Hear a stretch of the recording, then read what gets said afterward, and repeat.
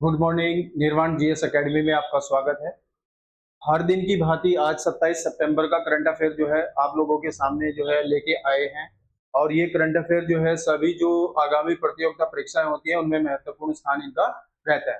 तो step by step देखते हैं और बढ़ते हैं पहले प्रश्न की ओर। पहला प्रश्न ये है, इफ्को ने अपना जो पहला विदेशी नैनो उर्वरक संयंत्र किस देश में स्थापित कर रहा है या किया है? तो जो पहला विदेशी नैनो उर्वरक संयंत्र है ये इफ्को का है। यानी IFFCO is setting up its first overseas nano fertiliser plant in which country? संयुक्त राज्य अमेरिका, ब्राजील, मॉरिशस, नेपाल। हमारा इसका आंसर क्या आता है? ब्राजील। अब इसके बारे में देख लेते हैं। ब्राजील के पराना की राजधानी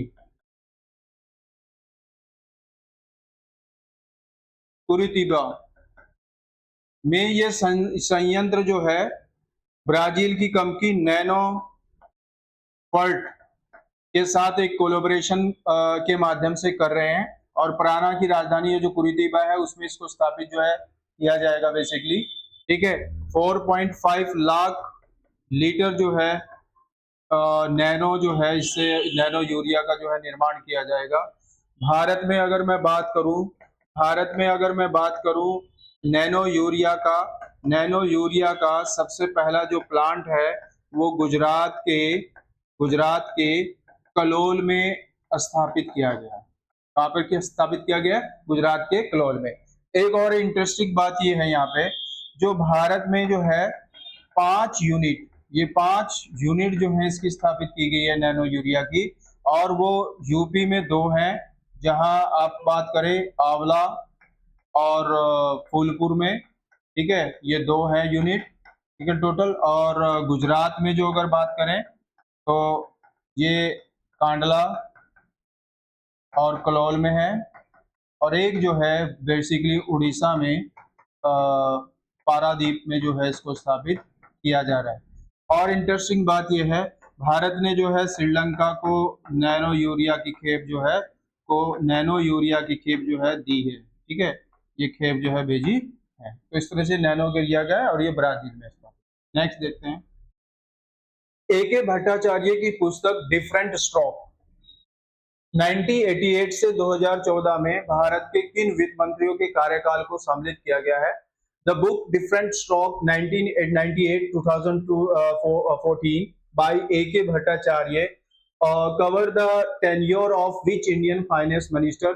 ये 1998 से 2014 के बीच में जितने भी भारत के वित्त मंत्री हैं उनके बारे में है। और भारत में आर्थिक उन्नति में इन वित्त मंत्रियों का क्या योगदान रहा इसके बारे में जो है डिफरेंट स्ट्रोक पुस्तक में जो है वर्णन किया गया है। इसमें मैं बात करूं तो जसवंत सिंह, क्योंकि और जसवंत सिंह है, प्रणब मुखर्जी दा है और चिदम्बरम जो है, इनके बारे में जो है इस पुस्तक में रखा गया है कि आर्थिक व्यवस्था का किस तरह से सुदृढ़ीकरण भारत के संदर्भ में हुआ। इसमें पुस्तक में इसको रखा गया है। इनकी एक और पुस्तक है और वो पुस्तक है स्वतंत्रता से आपातकाल तक, जो लगभग 1947 से 1977 तक के बीच में जितने भी वित्त मंत्री हैं उनके जो 30 वर्षों का एक कार्यकाल है। ठीक है, 30 वर्षों के कार्यकाल में जो घटनाएं आर्थिक रूप से हुई हैं उनका वर्णन में जो है स्वतंत्रता से आपातकाल पुस्तक में रखा गया। ठीक है, नेक्स्ट देखते हैं। टाइगर क्लो 2025 संयुक्त विशेष बल अभ्यास में भारतीय वायुसेना के गरुड़ कमांडर के साथ किस देश की वायुसेना ने भाग लिया है? In the joint special force exercise tiger claw 2025 which country air forces participated with the Garud commandos of Indian air force? रूस है, फ्रांस है, ब्रिटेन है, अमेरिका है। हमारा आंसर क्या हो जाएगा? अमेरिका। इसमें भारत की जो वायुसेना है प्लस अमेरिका की जो एसएफ पैरा कमांडोज हैं उन्होंने जो है भाग लिया है। और ये पहला जो है पहला संस्करण है इसका जो किया गया है, ठीक है। इसमें क्या है, ये टाइगर क्लो के नाम से है, टाइगर क्लो 2025 के नाम से है। इसमें क्या होगा, जितने भी संरक्षित को अपनाना, मतलब जैसे कैसे हम जो है अपना संरक्षण कर सकते हैं, या जैसे जो बंधक लोग हैं बंधकों को छुड़ाना, मतलब उसको कैसे छुड़ा सकते हैं, या जैसे आतंकवाद जैसी जो गतिविधियां हैं उनमें अपनी स्थिति को कैसे सुदृढ़ करना है, ये सभी जो है इस टाइगर ग्लो 2025 संयुक्त अभियान जो भारत की वायुसेना और अमेरिका की पैरा एसएफ के मध्य हुआ है, इसमें ये एक्सरसाइज इस तरह से की गई है, ठीक है। इसमें जो है सभी उस चीज पे ध्यान दिया गया है। हालांकि इसको हम अगर बात करें, क्योंकि टाइगर जो क्लो है एक 29 जुलाई को जो है 29 जुलाई को भी मनाया जाता है टाइगर क्लो, वो इससे बिल्कुल अलग है, ठीक है। 29 जुलाई को जो है टाइगर क्लो हम मनाते हैं, ठीक है। नेक्स्ट देखते हैं, कृषि व किसान कल्याण मंत्रालय द्वारा लॉन्च की जाने वाली एआई आर्टिफिशियल इंटेलिजेंस संचालित योजना, इसको क्रॉपिक कहा गया है। इसका प्राथमिक उद्देश्य क्या है? What is the primary objective of AI driven scheme CROPIC launch by the ministry of agriculture and farmers welfare. इसमें है किसानों को कृषि ऋण देना, ठीक है। दूसरा है फसलों की स्वास्थ्य निगरानी और फसल जो क्षति मूल्यांकन है उसको स्वचालित करना। तीसरा है कृषि उपकरणों के वितरण का प्रबंधन करना, और चौथा आता है कृषि उत्पादों के विपणन को बढ़ावा देना। तो हमारा इसका जो बेस्ट आंसर है वो है फसलों की स्वास्थ्य निगरानी और जो फसल क्षति मूल्यांकन है उसको स्वचालित करना है। बेसिकली ये जो क्रॉपिक है, ये क्रॉपिक जो है पीएम फसल बीमा योजना, ठीक है, उसी का एक पहल है उसी की ये, ठीक है। इसी के माध्यम से जो है इसको संचालित किया जा रहा है क्रॉपिक को।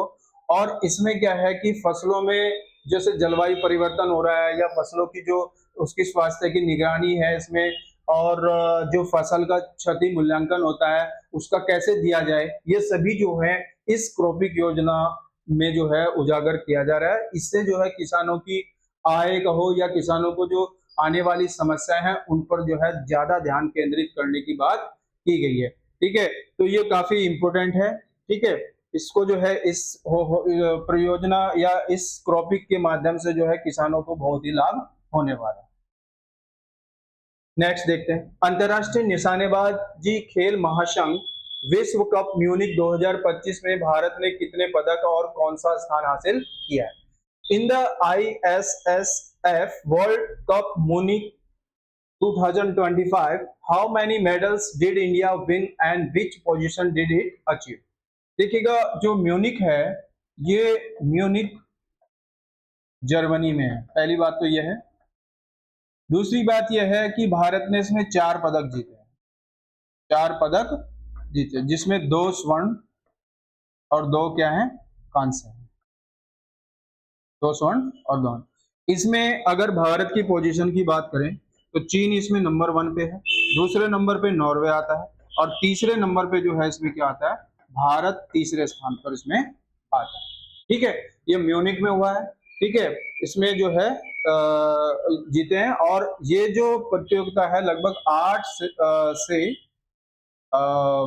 से 15 जून तक जो है 2025 ये प्रतियोगिता हुई, ठीक है। तो 4 पदक और तीसरा स्थान भी क्या हो जाएगा इसका बेस्ट आंसर। नेक्स्ट देखते हैं, डिजिटल एग्रीकल्चर मिशन के तहत जारी किसान पहचान पत्र का दूसरा नाम क्या है? Under the digital agriculture mission what is the alternative name of किसान आइडेंटिटी कार्ड? पहला इसमें आधार कार्ड है जैसे, दूसरा इसमें किसान क्रेडिट कार्ड है, तीसरा डिजिटल वेरिफिएबल क्रेडेंशियल कार्ड है, और फिर चौथा आता है भूमि रिकॉर्ड पहचान। इसमें हमारा आंसर क्या आ जाता है, डिजिटल वेरिफिएबल क्रेडेंशियल जो है ये एग्रीकल्चर मिशन है, किसानों की पहचान बनाने का एक माध्यम है। इसके माध्यम से जो है किसानों को डिजिटलाइज करना है। और इसमें क्या है, अगर मैं बात करूं कि वर्ष 2026 से 27 तक इसमें क्या है, ये लक्ष्य है 11 करोड़ किसानों को, इसमें जो है 11 करोड़ किसानों तक इसको जो है जोड़ना है। और इसमें अगर मैं बात करूं तो यूपी अभी नंबर 1 है जिसमें ज्यादा किसानों को ये पहचान पत्र बनाए गए हैं इसको, ठीक है। उसके बाद जो है महाराष्ट्र आता है और तीसरे नंबर पर जो है अभी मध्य प्रदेश आता है, ठीक है, मध्य प्रदेश आता है।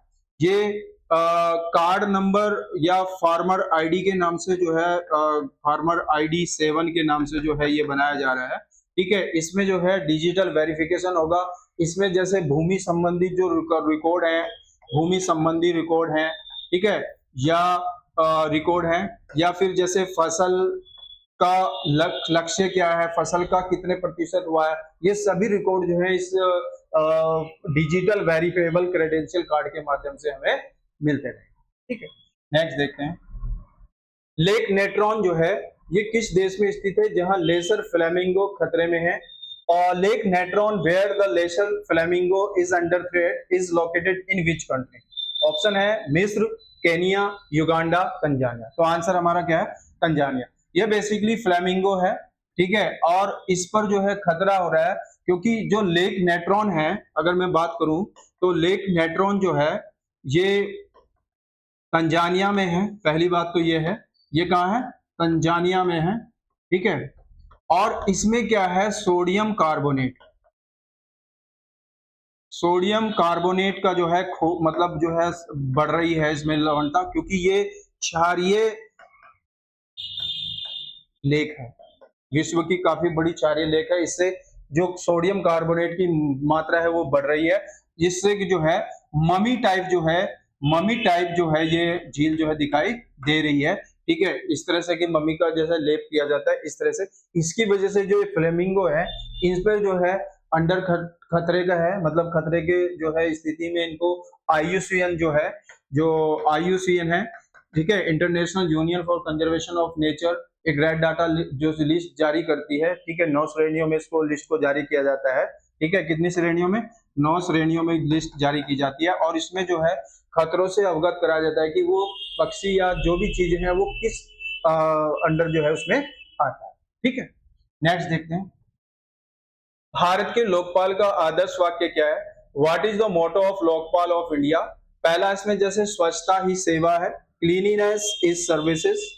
दूसरा, नागरिकों को सशक्त करें, भ्रष्टाचार उजागर करें, empower the citizens, expose corruption.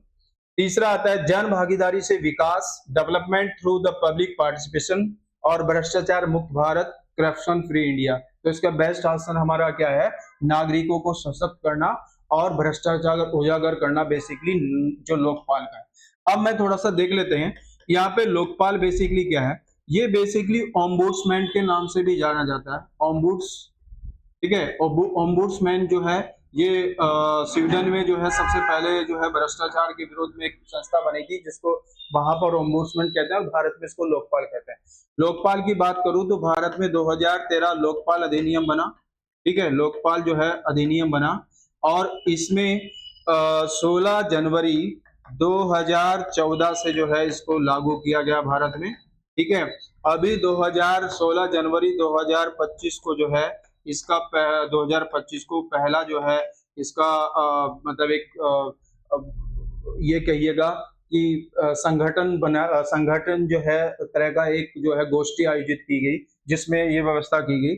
और लोकपाल में जो है इस अधिनियम के अंतर्गत जो है PM सहित जितने भी अधिकारी गण होते हैं वो सब इसके अधीन आते हैं, ठीक है। तो इस तरह से नेक्स्ट देखते हैं, शहीद ड्रोन किस देश द्वारा निर्मित मानव रहित लड़ाकू हवाई वाहन है।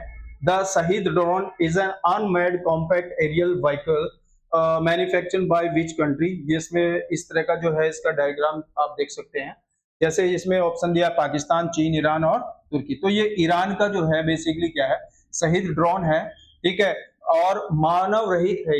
ये किसकी खासियत है, मानव रहित है, लड़ाकू वाहन है ये, ठीक है। और ये काफी जो है पावरफुल माना जा रहा है, ठीक है, क्योंकि जो मध्य एशिया में युद्ध जैसे हालात अभी है तो उनको मद्देनजर रखते हुए ईरान ने जो है इसको जो है बनाया। नेक्स्ट देखते हैं, स्ट्रेटोस्फेरिक एरोसेल इंजेक्शन की अवधारणा किससे प्रेरित है। The concept of stratospheric aerosol injection is inspired by which phenomena? Stratospheric का मतलब ये होता है, स्ट्रेटोस्फेरिक जैसे जो हम संरचना की बात करें पृथ्वी की, तो जैसे नीचे से स्ट्रेटोस्फेयर, समतापमन, जिसको ट्रोपोस्फेयर, फिर स्ट्रेटोस्फेयर, मिजोस्फेयर, आयनोस्फेयर और लास्ट में जो है एक्सोस्फेयर आ जाता है। ठीक है, तो ये बेसिकली ज्वालामुखी विस्फोट से आधारित एक जो है उस तरह का ही एक अवधारणा है। इसमें ये किया गया है कि पृथ्वी को के जो ग्रह हैं या पृथ्वी पर जो स्ट्रेटोस्फेयर जो समताप मंडल है उसमें जो आने वाली अल्ट्रावायलेट रेज हैं उनको किस तरह से कम किया जाए, सूर्य के प्रकाश की मात्रा को कम करके ग्रह को जो है ठंडा रखा जाए, इस तरह की अवधारणा है ये। और ये ज्वालामुखी विस्फोट पर जो है आधारित एक क्या है युक्ति है। ठीक है, क्योंकि स्ट्रेटोस्फेरिक एरोसोल इंजेक्शन की अवधारणा जो है वो इसी से संबंधित है। तो इसका आंसर क्या हो जाएगा हमारा? ज्वालामुखी विस्फोट। ठीक है, तो इस तरह से ये करंट अफेयर के क्वेश्चनों का स्पेल है। होप दैट आप लोगों को अच्छा लगा होगा।